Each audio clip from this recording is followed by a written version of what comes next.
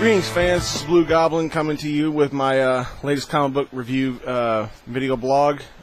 And I appreciate you watching this video, whether you're watching it on YouTube or Facebook.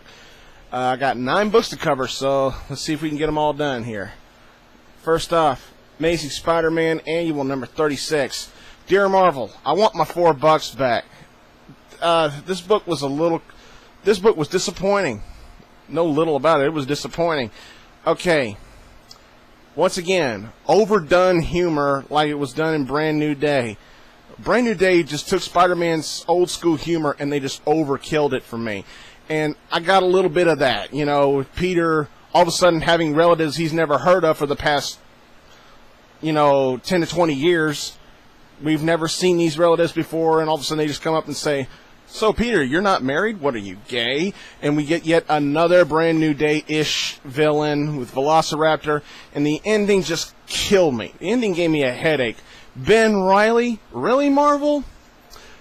The artwork was good, and Mark Guggenheim is usually a terrific writer when it comes to Amazing Spider-Man, but this was a failure. Fuck it. Okay. Next up, Booster Gold, number 22. I looked at that cover and said it was immediately sold. Booster Gold is an awesome book. He goes back in time to see how the Black Beetle got away with killing off Dick Grayson in the past, and he runs into the Teen Titans during the era that I loved the most, the Wolfman Perez era. Even though this wasn't written by Mark Wolfman, and even though the art wasn't done by George Perez, it's the team that was together during that era in the 80s, during the new Teen Titans era. It takes place at the timing of the new Teen Titans issue number 2, which was the first appearance of Deathstroke. And this book, after I read it, I went back and read New Teen Titans number 2, first appearance of Deathstroke. I have that book.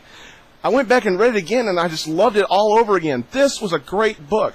Definitely worth the $3.99 for me. Next up, Red Robin number 2.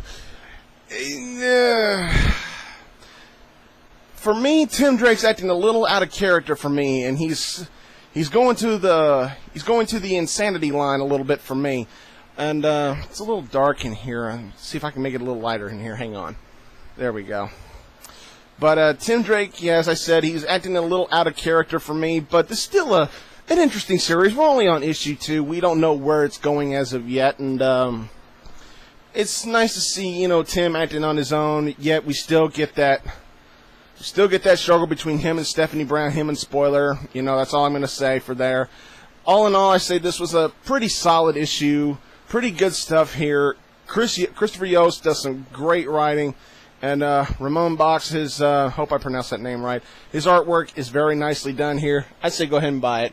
It's only $2.99, so you're not wasting too much money if you didn't like that book.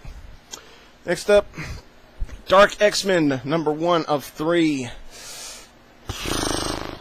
This was passable at best. All we get is like 3 stories on how 3 of the team members, got to this team.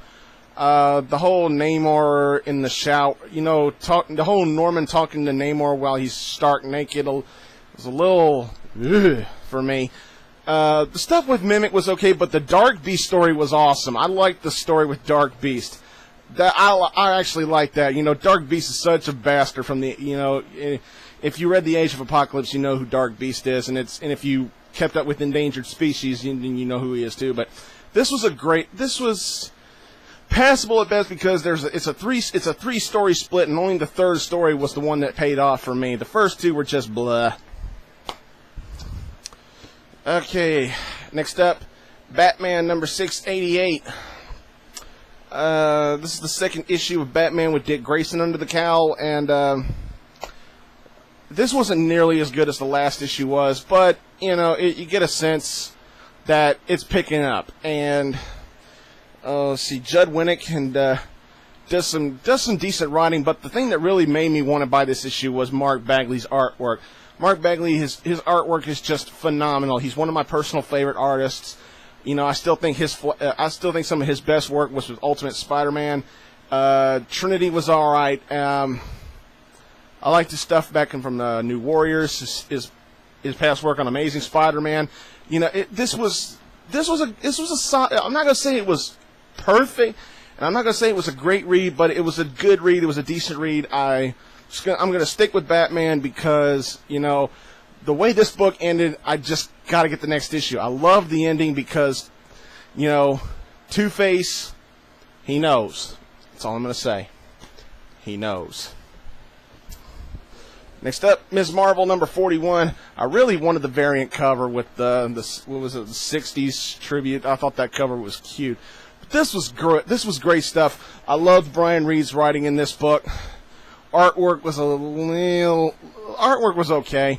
I liked Deadpool's few lines in this book. Of course, the cover spoils the whole book, in my opinion, and I don't really like that. We didn't really need to see Carol Danvers under Carla's foot. We didn't really need to see that. It would have been just better if just seeing Carla stand here by herself, and Carol being on the floor like that pretty much spoils it. Yeah, Carol Danvers comes back, but yeah. Well, look at it this way. I didn't spoil it. The cover did, but it was a good book. I thoroughly enjoyed it. I loved how they brought Carol Danvers back. It was good. All right. Next up, XMen Legacy 226. I myself, like Craig at Grandland, we keep trying to give this book a try. 224. I told him on Facebook that 224 was passable. It was okay. It was actually pretty good with Rogue getting control of her powers, and we both agreed that issue 225 was just utter horrible, you know, with Xavier going after the Acolytes, and the Acolytes acting like they just didn't really care to just let Xavier run around. I know Xavier's probably using his mind powers to control him, but it still didn't look right.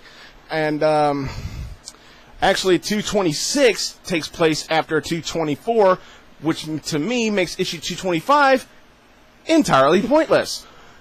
But I'm going to keep this with 224 and say it's passable. It's not bad. Certainly not the worst issue of X-Men Legacy that I've read so far after issue 200, but it's what you come to expect from Mike Carey if he has a good day.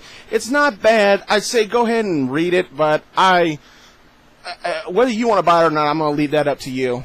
I just think it was passable at best. It was all right. Next up, we got a first for the Blue Goblin comic book review. This is the first one here. First time we review Uncanny X-Men First Class. It's the first time I've reviewed a First Class X-Men book. This is Uncanny X-Men First Class issue number 1. I'm not going to lie. I did not read a single part of X-Men First Class. I did not read a single part of the prior series. Didn't read the X-Men First Class final series. Didn't read none of it. This is the first time I've actually tried a First Class book with the X-Men, and it was all right. It was okay. A little bit on the campy side in the beginning with the Danger Room sequence, but I got past that, and we get to see the Inhumans in here. Nightcrawler acts a little out of character in this book.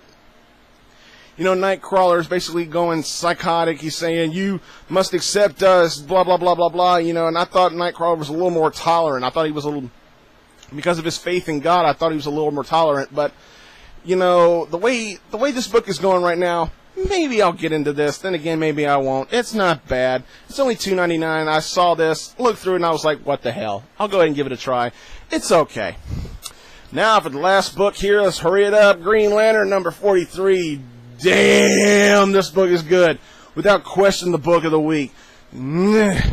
Jeff Johns, you are the man. This is great. This is probably the best stuff from Green Lantern I've read since Rage of the Red Lanterns. This is incredible. Incredibly done. Black Hand's backstory, how he talks with the through the Black Lanterns and with Scar, the list of names they give for who they want to be the Black Lantern Corps. The list of names is just incredible. I'm not spoiling anything. This was a solid, perfect 10 out of 10 for me. Great stuff. This is the best Green Lantern book I've read since Rage of the Red Lanterns. Green Lantern's been great, but this was phenomenal. if you want to buy any book at all, buy that one. It's definitely worth it. Well, that's all I got for this week, so until next time, everybody, I'll see you later.